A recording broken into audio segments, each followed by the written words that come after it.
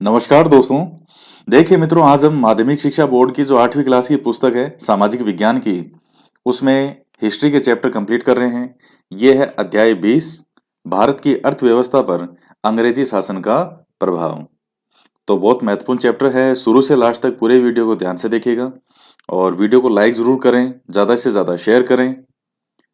इसके साथ ही देखिए मित्रों, जो लास्ट चैप्टर था, लास्ट वीडियो था, समाज सुधार से संबंधित था, जिसमें आपने कई महत्वपूर्ण व्यक्तियों के बारे में पढ़ा। उसमें आपको एक क्वेश्चन का जवाब देना है कि संप सभा की स्थापना कब व किसके द्वारा की गई थी। क्वेश्चन फिर से सुनिएगा कि संप सभा की स्थापना कब व किसके द्वारा की गई थी। आपको इसका जवाब लिख करके बताना है, कमेंट करके बताना है। और बाकी इसके साथ ही जो विद्यार्थी दूसरे वीडियो में लगातार कमेंट कर रहे हैं, जवाब दे रहे हैं, आप सभी के जवाब बिल्कुल सही हैं। और इससे यह भी पता चलता है कि आप कितने ध्यान से मेहनत कर रहे हैं। यकीन मानिए, आप कोई भी एग्जाम देंगे आज से 3-4 महीने बाद, हर एग्जाम आप क्वालिफाई करेंगे। ये मैं आपको पूरे वादे के साथ कह रहा हूँ। जैसे जैसे मैं बता रहा हूँ, इस पूरे विश्वास के साथ में इसी प्रकार से पढ़ाई करते रहिए। तो आइए हम शुरुआत करते हैं। इस अध्याय में हम यह जानने का प्रयास करेंगे कि हिंदुस्तान की अर्थव्यवस्था पर अंग्रेजों के आगमन का क्या प्रभाव पड़ा। अपना देश जब अंग्रेजों का उपनिवेश बन गया तो सारे देश की आर्थिक हालत काफी खराब हो गई थी। पूर्व में हमारे व्यापारिक संबंध दुनिया के कई देशों के साथ थे, किंतु अंग्रेजों का उपनिवेश बनने के बाद में देश की आर्थिक हालत खराब होने लगी। देखिए मित्रों, अंग्रेजों के आने से पहले हमने 6th क्लास में पढ़ा था। 6th क्लास में देखिए एक चैप्टर आया था, वृहत्तर भारत। उसमें आपने देखा था कि कल्चर के आधार पर, संस्कृति के आधार पर कितने देश जो हैं जिसको वृहत्तर भारत का दर्जा दिया गया था। हमने वृहत्तर भारत के पॉइंट में पढ़ा था। ये म्यांमार, ये इधर से Cambodia, Laos, Vietnam, Thailand, Indonesia, ये सब कंट्रीज, श्रीलंका, ये सब वृहत्तर भारत में थे। हमारे सऊदी अरब तक ये जो कंट्रीज हैं, इधर के वेस्ट के हों चाहे ईस्ट के हों, सब देशों के साथ में हमारा व्यापार होता था। जीडीपी हमारी बहुत शानदार थी पूरे विश्व में। लेकिन अंग्रेज एक व्यापारी बन करके आए।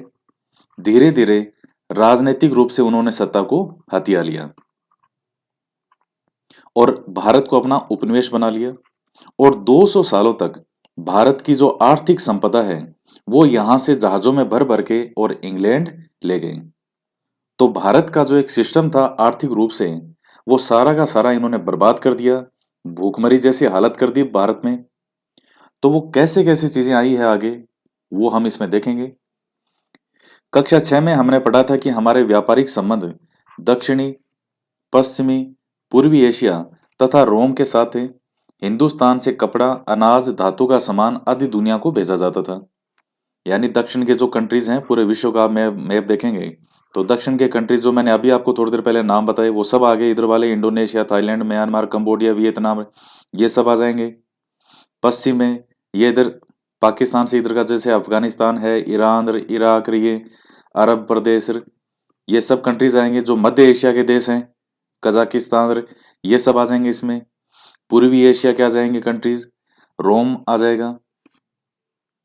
बदले में बाहर से सोना चांदी हिंदुस्तान में आता था। ऐसा प्रतीत होता है कि विदेशों में बने हुए किसी भी सामान के लिए भारत में मांग नहीं थी। यदि ऐसा होता तो वहां बनी चीजों का भी भारत आयात करता। हम तो क्या लेकर के आए थे? सोना चांदी। क्योंकि इनके अलावा बाकी सब कुछ हमारे देश में होता था, वो चीजें हम बाहर भेजते थे। हालात ऐसे थे कि भारत में सोना केवल आता था, यहां से बाहर नहीं जाता था। और इसीलिए भारत को क्या कहते थे? सोने की चिड़िया। संभवतः इसी कारण भारत को सोने की चिड़िया कहते थे।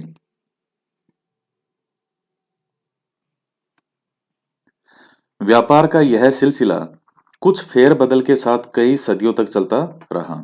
अब आता है उपनिवेश क्या होता है। आधुनिक इतिहास में यह शब्द आमतौर पर एक ऐसे देश का दूसरे देश पर सैन्य अधिकार की स्थिति को दर्शाने के लिए किया जाता है।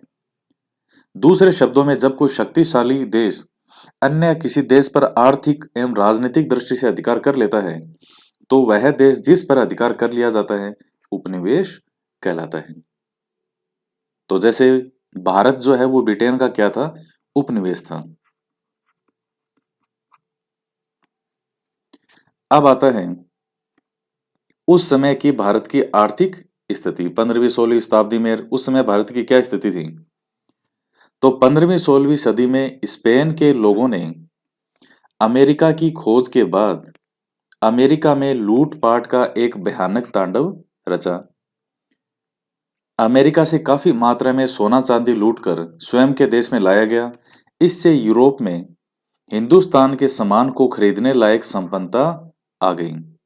तो देखिए मित्रों, अमेरिका की खोज जैसे ये पहले ये आप देख सकते हैं, अगर वर्ल्ड मैप में हो इस तरह से ये अमेरिका है, ये उत्तरी अमेरिका हो गया, ये दक्षिणी अमेरिका है, ये यहाँ पे ये यूरोप है और ये अफ्रीका महाद्वीप आ जाएगा।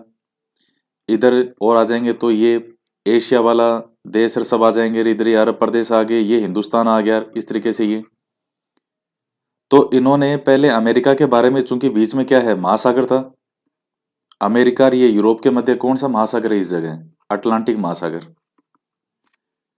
तो 1492 में इन्होंने अमेरिका को खोज निकाला। 1498 में वास्को डी गामा ने समुद्री मार्ग से किसको खोज निकाला? भारत को।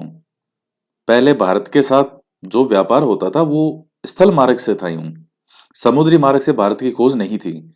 लेकिन 1498 में भारत की वास्को डी गामा खोज कर लेगा सीधा ये समुद्री मार्ग जो कैप ऑफ गुड होप से होते हुए अफ्रीका के दक्षिण से आते हुए सीधा का सीधा कालीकट बंदरगाह पे पहुंच गई ये। तो अब जब इन्होंने अमेरिका में उस टाइम कोई इस तरह का विकास जैसा कुछ था नहीं, आदिवासी वगैरह थे, ब्रिटेन वाले थे थोड़े ठीक ठाक विकसित, ये यहाँ से जो सामान वगैरह सोना चांदी ले लेकर अपने देश ले गए, थोड़ा सा मजबूत हो गए। अब इस स्थिति में आ गए कि भारत से भी ये चीजें लेकर के आ सकें। 15वीं सदी के मध्य तक आते आते पुर्तगाल के एक नाविक ने, जिसका नाम था वास्को डी गामा, समुद्री रास्ते से भारत आने का मार्ग ढूंढ निकाला। ये मैंने अभी आपको बताया ऊपर ये। फिर तो यूरोप के व्यापारी ज्यादा से ज्यादा तादाद में हिंदुस्तान आने लगे। इस समय यूरोप के व्यापारी कंपनियां बनाकर दूर दराज के इलाकों में व्यापार करने लगे थे।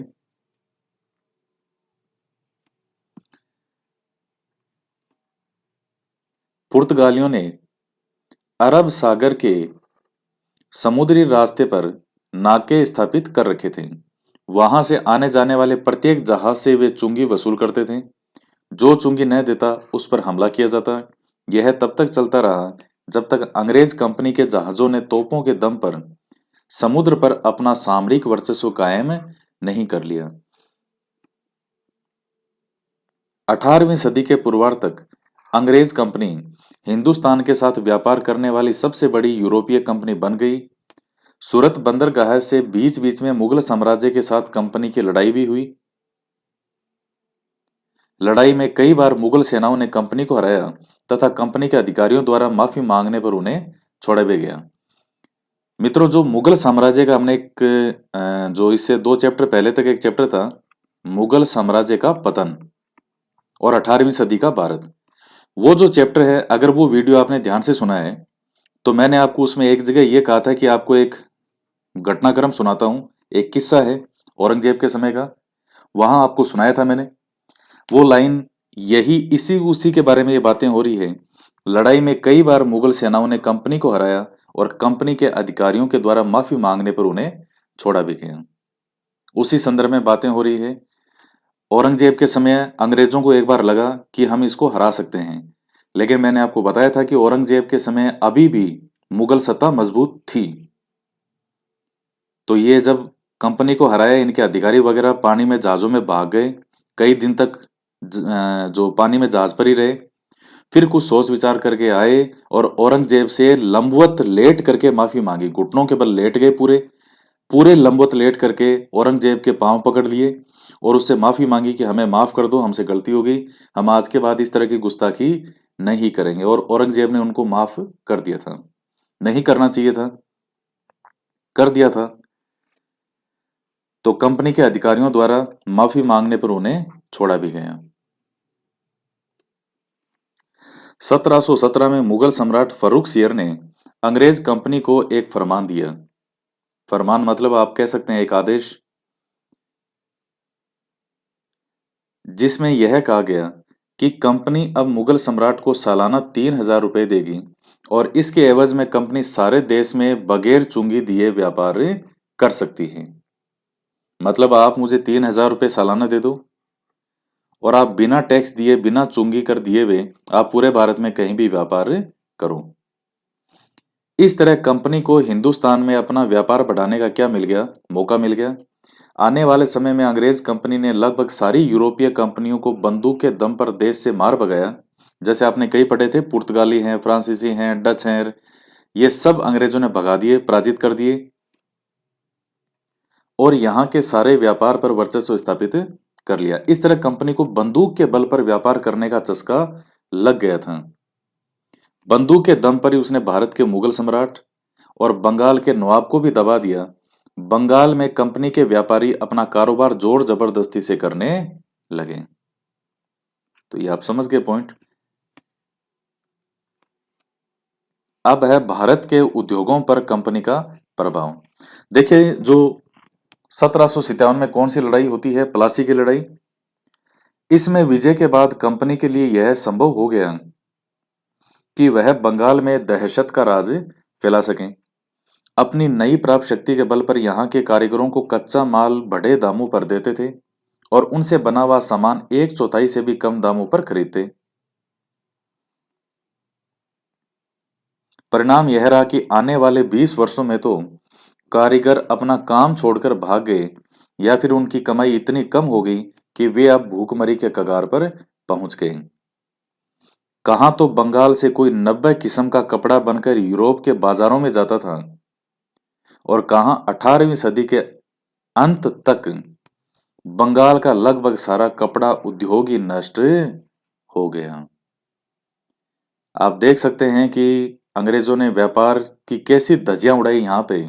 यहाँ के जो लोग थे, कारीगर थे, उनको तो कर दिया बर्बाद पूरी तरीके से, बेरोजगार कर दिया, भूखमरी की हालत तक आ गई।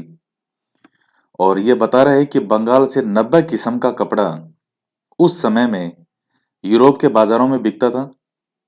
लेकिन जब पूरी तरह से इन्होंने राजनीतिक रूप से अपना अधिकार कर लिया अंग्रेजों ने, 1757 में प्लासी के युद्ध से बाद थे, तो अब बंगाल का लगभग सारा कपड़ा का कपड़ा उद्योग ही इन्होंने क्या कर दिया? नष्ट कर दिया।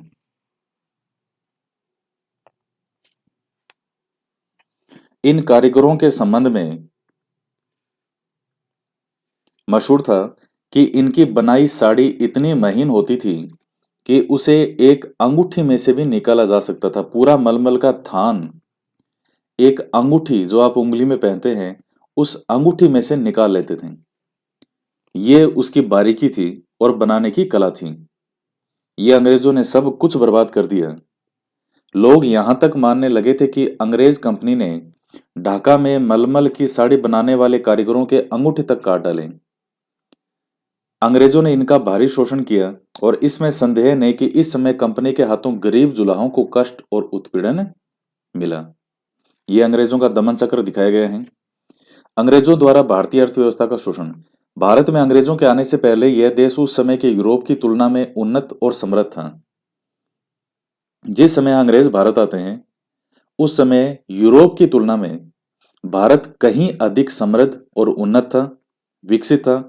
लेकिन अंग्रेजों के शासन के काल में अंग्रेजों ने इस देश का जिस तरह शोषण किया, उससे यहाँ की समृद्ध अर्थव्यवस्था टूट गई और देश आर्थिक दृष्टि से पिछड़ गया। शोषण के लिए अंग्रेजों द्वारा भिन्न भिन्न तरीके अपनाए गए, उनमें से कुछ तरीकों का उल्लेख यहाँ पर किया जा रहा है। सबसे पहला है प्रत्यक्ष लूटमार। व्यापार के नाम पर अंग्रेज प्रत्यक्ष रूप से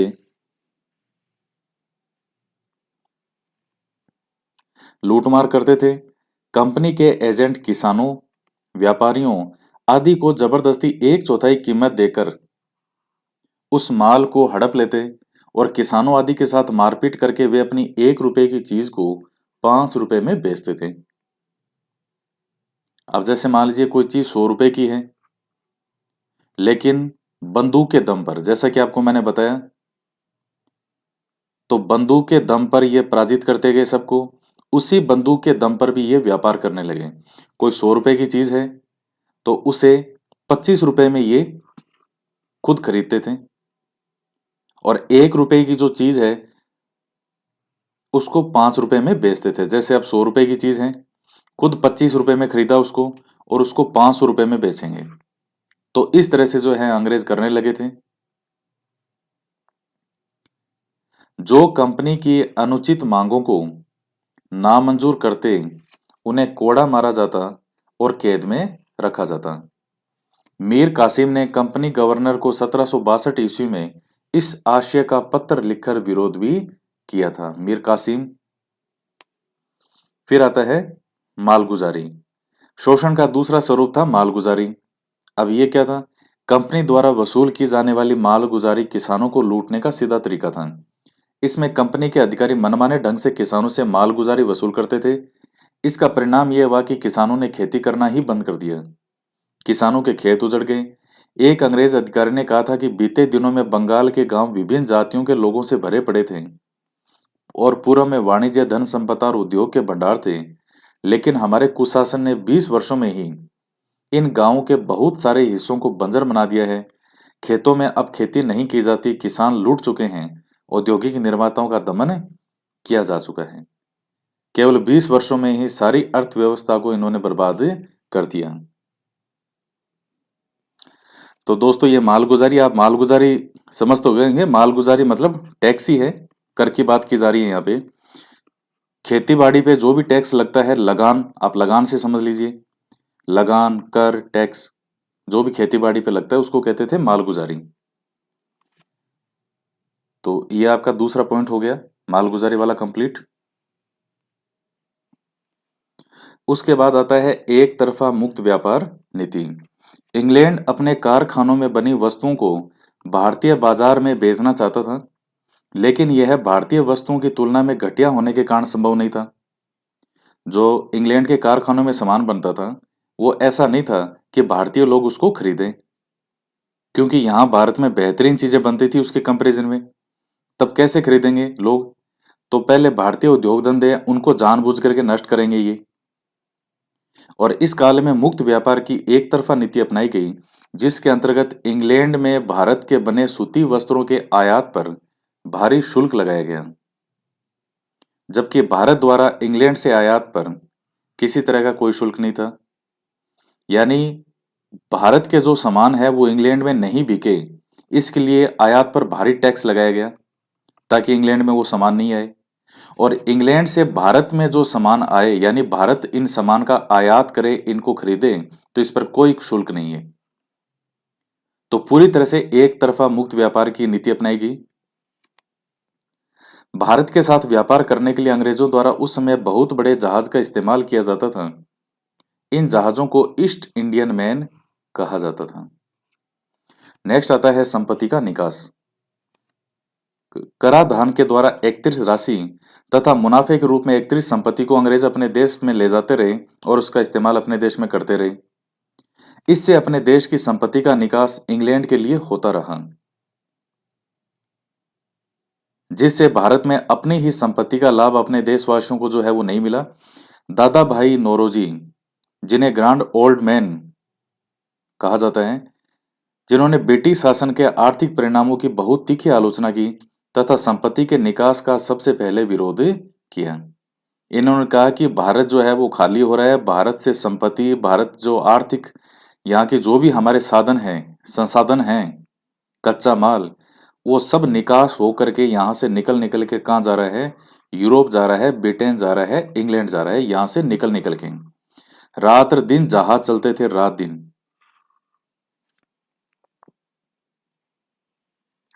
इसे संपत्ति का निकास कहते हैं। इतिहासकारों का मत है कि यदि ऐसा न हुआ होता तो आज यूरोप और अमेरिका इतने विकसित नहीं होते। इसका तात्पर्य यह है कि भारत के विकसित अर्थतंत्र के पतन का मुख्य कारण भी क्या है? यही है। अब आता है कानून बनाकर। 17वीं शताब्दी के अंत में बड़ी मात्रा में सस्ते और बढ़िया कपड़े का इंग्लैंड में आयात हुआ। ये कपड़े लोगों को इतने पसंद आए कि कपड़ों के इंग्लैंड के उत्पादक गंभीर रूप से डर गए। अतः सन 1700 व 1712 में पार्लियामेंट में कुछ खास कपड़ों को छोड़कर बाकी के इस्तेमाल पर पूरी तरह से रोक लगा दी गई। तो मित्रों, ये स्थिति तो तब है जब अभी तक 1757 का प्लासी का युद्ध नहीं हुआ है। उससे पहले ही अंग्रेजों की जो हरकतें थी, इनकी नीयत शुरू से ही ठीक नहीं थी।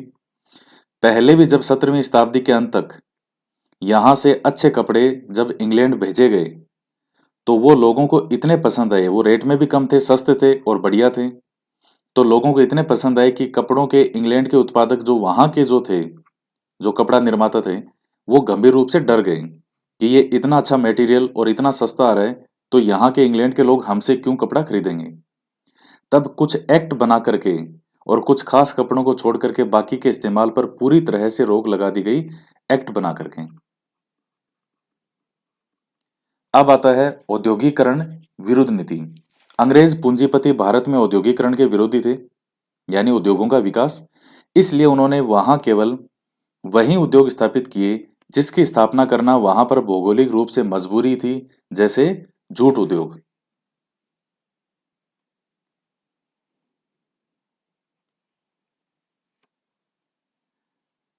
से सारे उद्योग अपने देश में स्थापित किए तथा कच्चा माल यहां से इंग्लैंड ले जाया गया, निर्मित माल हिंदुस्तान के बाजारों में बेचा गया। इससे भारत के उद्योगपति उस प्रतियोगिता में ठहर नहीं सके और वे बर्बाद हो गए। तो जैसे इनकी जो मजबूरी थी कि जूट उद्योग वहां स्थापित नहीं कर सकते थे, बंगाल में यहाँ खूब जूट होता था, तो यही हो सकता था, इसलिए जैसे ये यहाँ स्थापित किए गए, बाकी उन्होंने सारे उद्योग धंधे अपने कहाँ स्थापित किए, इंग्लैंड में ही स्थापित किए। तो जैसे ये इंग्लैंड है, ये भारत है, यहाँ से सारा कच्चा माल कहाँ ले जाएंगे, इंग्लैंड में। इंग्लैंड की मशीनों के अंदर वो कच्चा माल क्या बनेगा, पक्का बनेगा। उस कच्चे माल से जो भी सामान बनेंगे और वो वापस कहाँ खपाएंगे, इसी हिंदुस्तान में खपाएंगे। हमारे ही देश का सामान और वापस किसे बेच रहे हैं, हमें ही महंगे दामों पर। तो यहाँ के जो भारत के उद्योग धंधे के जो लोग थे वो बर्बाद हो गए, क्योंकि यहाँ तो कुछ निर्माण ही नहीं किया जा रहा है। कहाँ हो रहा है, इंग्लैंड की मशीनों में। इस दृष्टि से बंगाल में जूट उद्योग की स्थापना की गई। बागान उद्योगों में चाय, कौवा, नील उद्योगों का विकास किया गया। जिन क्षेत्रों में खनिज संपत्ति बड़ी मात्रा में थी, वहां पर भी उद्योगों की स्थापना नहीं की गई, बल्कि वहां से खनिज वस्तुओं को स्वदेश ले जाया गया, यानी इंग्लैंड ले गए। यह कार्य सुविधा से हो, इसलिए देश के भीतरी हिस्सों एवं बंदरगाहों को सड़क तथा रेल द्वारा जोड़ा गया। तो अंग्रेजों ने हिंदुस्तान के अंदर भी जो रेल बिछाई, बंदरगाह वगैरह जो कई बनाए, सड़कें, रेल से इन सबको जोड़ा। तो ये सब किनके द्वारा, अंग्रेजों के द्वारा अपने फायदे के लिए किया गया। इन्होंने कोई हिंदुस्तान के फायदे के लिए नहीं किया था, ये अपने फायदे के लिए किया था।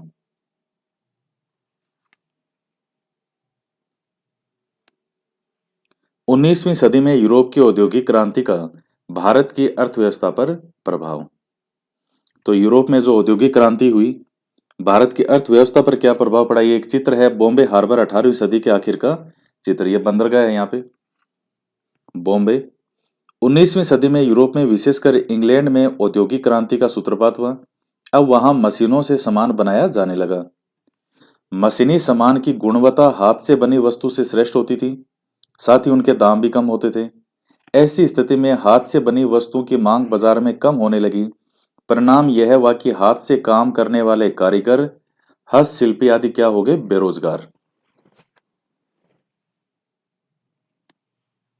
इस तरह बंगाल और भारत के अन्य क्षेत्रों के अनेक हस्तशिल्पी खत्म हो गए।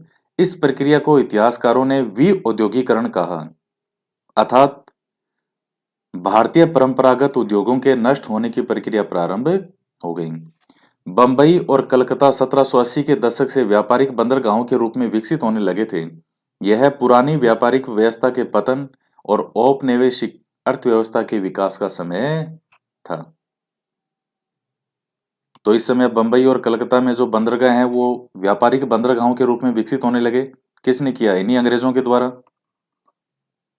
तो जो पुरानी व्यापारिक व्यवस्था थी, वो तो, ये जो घटनाक्रम हो रहा था ये किसका सूचक था, हमारी जो पुरानी व्यापारिक व्यवस्था थी उसका तो क्या हो रहा था, पतन।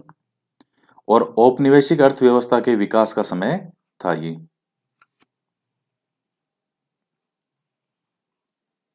ये एक चित्र है मछलीपट्टनम। ये बंदरगाह जो है ये आंध्र प्रदेश का स्थान भी है मछलीपट्टनम। मछलीपट्टनम कहाँ का, आंध्र प्रदेश का ही। आपको मैप में देखेंगे तो दिख जाएगा इस तरह से, जैसे ये हिंदुस्तान है, यहाँ आंध्र प्रदेश है, तो यहाँ आपको इस तरह से मछलीपट्टनम दिख जाएगा। तो 17वीं शताब्दी में एक महत्वपूर्ण बंदरगाह के रूप में विकसित हुआ।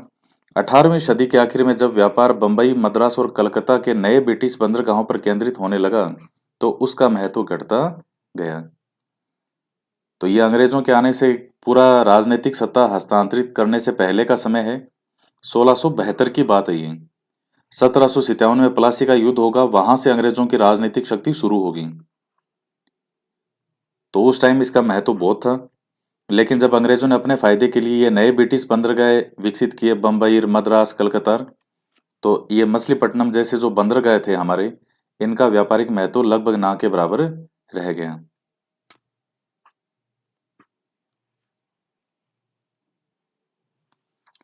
उत्पाद का क्या अर्थ होता है? उत्पादित वस्तुएं।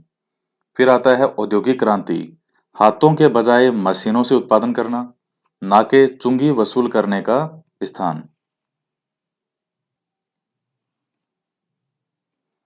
अंग्रेजों द्वारा किसानों को लूटने का सीधा तरीका था प्रत्यक्ष लूटमार, मालगुजारी, कानून बनाकर और मुक्त व्यापार नीति द्वारा। तो क्या था? आपने पूरा चैप्टर पढ़ा है, बताइए इसका क्या होगा उत्तर? इसका होगा सेकंड होगा मालगुजारी द्वारा। संपत्ति के निकास का सबसे पहले विरोध किसके द्वारा किया गया था? तो अभी आपको ऊपर बताया था, दादा भाई नौरोजी। नेक्स्ट है, आपको मिलान करना है।